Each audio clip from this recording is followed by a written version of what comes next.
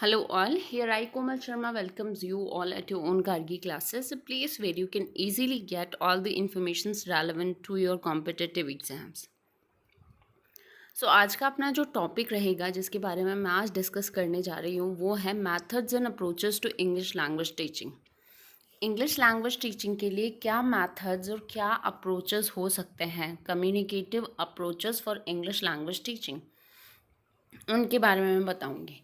ठीक है, तो अगर आपने प्रीवियस वीडियो अभी तक नहीं देखा है, प्रीवियस वीडियो में एग्जैक्टली मैंने मेथड्स एंड अप्रोचेस के बारे में डिफ़ाइन किया है, प्लस डायरेक्ट मेथड और इंग्लिश ग्रामर ट्रांसलेशन मेथड के बारे में भी बताया है प्रीवियस वीडियो में। तो अगर आपने प्रीवियस वीडियो अभी तक नहीं देखा है तो सबसे पहले आपको वो वीडियो देखना है ताकि जो भी फर्दर अपकमिंग पॉइंट्स हैं उनको अंडरस्टैंड करने में आपको ज़्यादा प्रॉब्लम ना आए। तो methods and approaches to English language teaching particular topic है अपने रीड के syllabus of level first and level second of English language first and language second के लिए। तो आइए देखते हैं further direct method and apart from grammar translation method के अलावा और क्या क्या मैथड्स और अप्रोचेस हो सकते हैं इंग्लिश लैंग्वेज टीचिंग के, उनके बारे में जानते हैं। तो सबसे पहला है यहाँ पे स्ट्रक्चरल अप्रोच। स्ट्रक्चरल अप्रोच क्या होता है exactly? The structural approach mainly employs the technique of the direct method, but the reading and writing skills are not wholly neglected. अब जो स्ट्रक्चरल अप्रोच है उसमें मेनली जो टेक्निक एम्प्लॉय होती है वो डायरेक्ट मेथड की टेक्निक एम्प्लॉय होती है, लेकिन स्ट्रक्चरल अप्रोच में आप रीडिंग और राइटिंग स्किल्स को अवॉइड नहीं कर सकते हो। विच मीन्स ये जो टेक्निक जो आप फॉलो करते हो, जो टेक्निक एम्प्लॉय करते हो स्ट्रक्चरल अप्रोच में, मेनली जो टेक्निक एम्प्लॉय करते हो वो क्या होती है?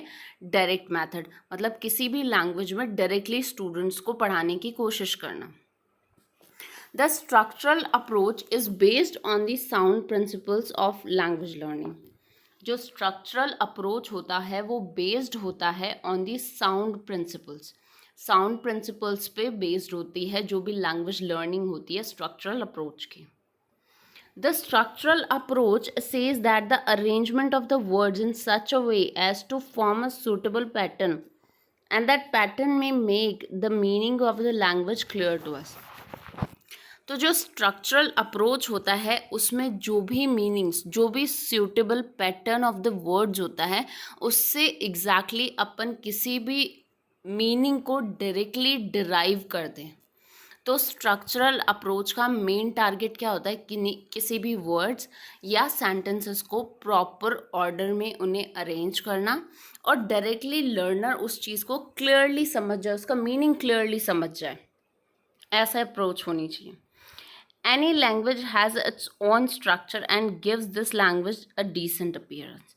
अगर किसी भी लैंग्वेज का स्ट्रक्चर प्रॉपर मेंटेन्ड होता है तो उस लैंग्वेज का जो अपीयरेंस होता है वो बहुत डिसेंट, बहुत अंडरस्टैंडेबल होता है, लर्नर को ज़्यादा प्रॉब्लम नहीं आती उस लैंग्वेज को समझने में।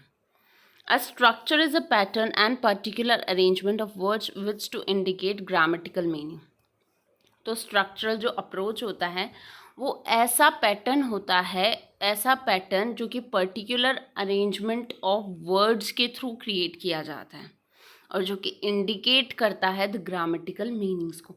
तो बेसिकली स्ट्रक्चरल अप्रोच का मतलब हो गया वर्ड्स प्लस सेंटेंसेस को प्रॉपर ऑर्डर में मेंटेन करना, उन्हें अरेंज करना और उसका डायरेक्ट मीनिंग इस तरीके से अरेंज करना, उस पैटर्न को पर्टिकुलर उसका ऐसा अरेंजमेंट होना चाहिए कि जो भी लर्नर है उससे उन वर्ड्स का या सेंटेंस का मीनिंग समझने में कोई भी प्रॉब्लम ना आए। ठीक है, तो ये अपना पहला हो गया स्ट्रक्चरल अप्रोच। दूसरा है oral approach, situational language teaching. Oral approach and situational language teaching. तो इस मेथड में क्या है? The oral approach is a method in which children to use whatever hearing they get from their surroundings. तो oral approach का मतलब क्या होता है? जो भी एक बच्चा होता है या स्टूडेंट्स जो होते हैं, जो लर्नर्स होते हैं, वो अपनी सराउंडिंग्स में जो जो चीज़ें सुनते हैं उन्हें अप्रोच करना और उन्हें अपनी ही टंग में उन्हें इम्प्लीमेंट करना। They also take help from the context to understand and use language. वो हेल्प ले सकते हैं उस लैंग्वेज कॉन्टेक्स्ट से, किस तरीके से वो लैंग्वेज यूज़ की जाती है उसको अंडरस्टैंड करने के लिए वो अप्रोच भी कर सकते हैं. The target is to develop the skills in the individual so that he can communicate and function independently. तो ऑरल अप्रोच का बेसिक मतलब क्या होता है कि आपके सराउंडिंग अगर आप ऐसे क्रिएट करते हो जिसमें आप जो लैंग्वेज सिखाना चाहते हो आप उसी में रेगुलरली बात करते हो, जो लर्नर है वो आपकी जो भी लैंग्वेज है उन्हें सुनता है और अपनी रियल टंग में उसको कन्वर्ट करने की कोशिश करता है. ठीक है. This approach helps in the development of reading and writing skills. और ये जो अप्रोच होती है ऑरल अप्रोच, ये डेवलप करती है किसी भी लर्नर में रीडिंग और राइटिंग स्किल्स को. In this approach all the points of language were to be presented in situation which led to the situational language teaching. Aural approach में बेसिकली क्या होता है, सिचुएशंस के अकॉर्डिंग ही वर्ड्स यूज़ किए जाते हैं. जैसे फॉर एग्जांपल अगर किसी लर्नर को कोई भी लैंग्वेज सिखानी हो तो जिस सिचुएशन में वो अभी है, जैसे फॉर एग्जांपल एक गार्डन में अगर सारे स्टूडेंट्स या लर्नर्स बैठे हैं तो उस सराउंडिंग के बेसिस पे, उस ग्रीनरी बेसिस पे और वहाँ पे जो भी फ्लावर प्लांट्स होते हैं, जो भी ट्रीज़ होते हैं, जो भी वहाँ की ग्रीनरी सराउंडिंग्स है, उसी से रेलेवेंट अगर आप डिस्कस करते हो, उसी से रेलेवेंट अगर आप बात करते हो तो वो क्या होती है, ओरल अप्रोच होती है. और उससे जो लर्नर है ज़्यादा जल्दी उस चीज़ को अडॉप्ट करेंगे, उस लैंग्वेज को अडॉप्ट करेंगे. तो ऑरल अप्रोच के लिए ज़रूरी होता है कि सिचुएशन और जो सराउंडिंग होती है उसी के बेसिस पे आप डिस्कस करें. It's focus on aural practice, grammar and sentence pattern is still supported by the teacher. तो इसका जो मेन फोकस होता है ऑरल प्रैक्टिस का, ग्रामर और सेंटेंस प्रॉपर पैटर्न में आप स्टूडेंट्स को सिखाएं. ठीक है. तो टीचर्स का हमेशा ये टारगेट होना चाहिए कि जो भी ऑरल अप्रोच से, जो भी ऑरली आप बच्चों को सिखा रहे हैं, सिचुएशन को देखते हुए, सराउंडिंग्स को देखते हुए, जैसी सराउंडिंग वैसी अगर बात करेंगे तो लर्नर्स जो है जल्दी उस लैंग्वेज को अडॉप्ट करेंगे.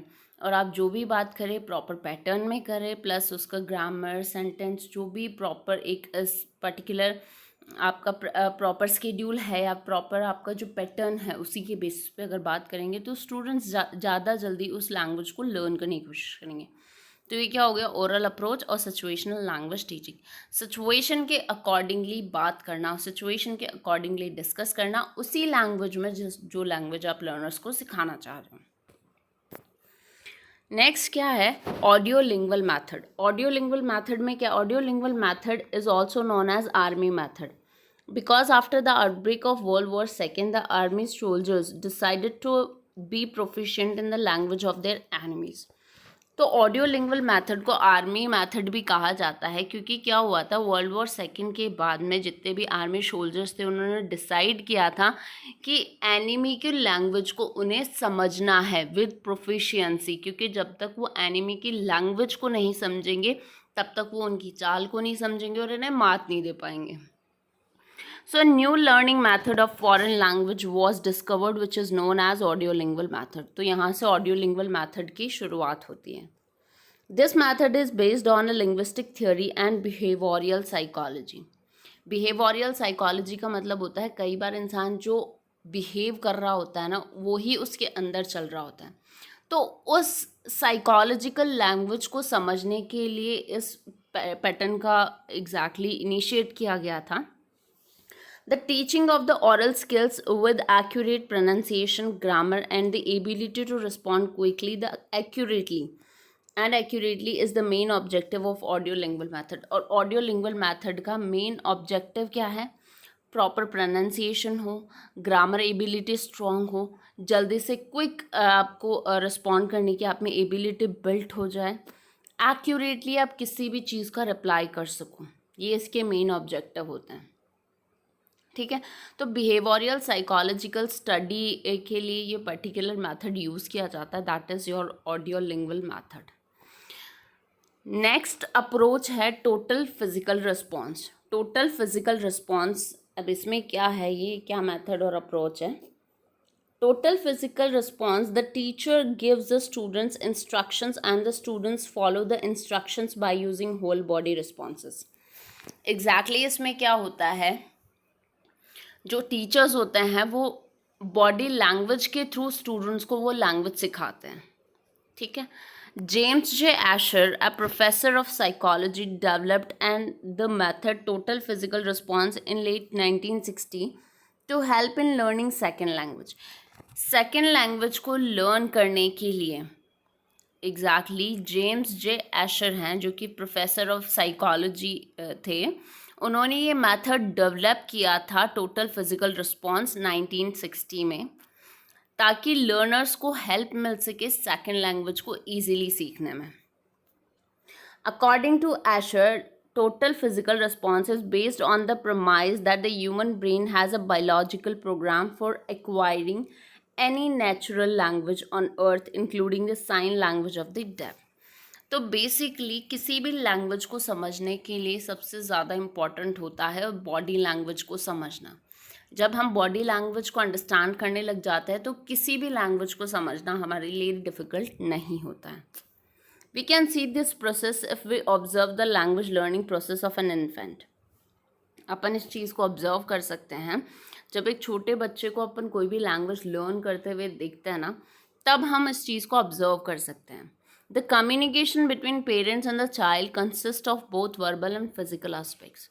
किसी भी पेरेंट या बच्चे को आप कम्युनिकेट करते हुए अगर आपने कभी देखा है तो आप समझ सकते हैं कि उन दोनों के बीच में ऑरल अप्रोच भी होती है, ऑरली कम्युनिकेशन भी होता है और फिजिकल कम्युनिकेशन भी होता है. That total physical response, the teacher repeats the process in the class. Exactly इसमें क्या होता है, स्टूडेंट्स को ये बेसिकली प्री प्राइमरी और प्राइमरी स्कूल्स में आपको देखने को मिलेगा. जो छोटे छोटे बच्चे होते हैं टिल 5th स्टैंडर्ड, तो उनको टीचर्स किस तरीके से सिखाते हैं, एक ही चीज़ को बार बार रिपीट करके. Students respond to the commands of the teacher which require physical movement. जो स्टूडेंट्स होते हैं वो टीचर्स की कमांड को फॉलो करते हैं, जो जिसमें इंक्लूडेड होता है फिजिकल मूवमेंट. फिजिकल मूवमेंट्स के थ्रू वो बच्चों को वो लैंग्वेज सिखाने की कोशिश करते हैं. Total physical response is most useful for beginners. Beginners के लिए बेस्ट मेथड होता है total physical response. So these are are 4 methods and approaches to English language teaching. मैंने आज 4 अप्रोचेस के बारे में बताया. 2 अप्रोचेस के बारे में ऑलरेडी बता चुकी हूँ, तो अब तक मैंने 6 मैथड्स एंड अप्रोचेस के बारे में डिस्कस किया है, और आगे की जो मैथड्स एंड अप्रोचेस है वो मैं कल डिस्कस करूँगी. So thank you so much for watching this video, and don't forget to subscribe the channel, do like the video, and do press the bell icon to get the notification of our each video. And one more thing, don't forget to follow us upon our Facebook page, Instagram, and upon a Telegram link. So thank you so much for attending lectures at Gargi classes.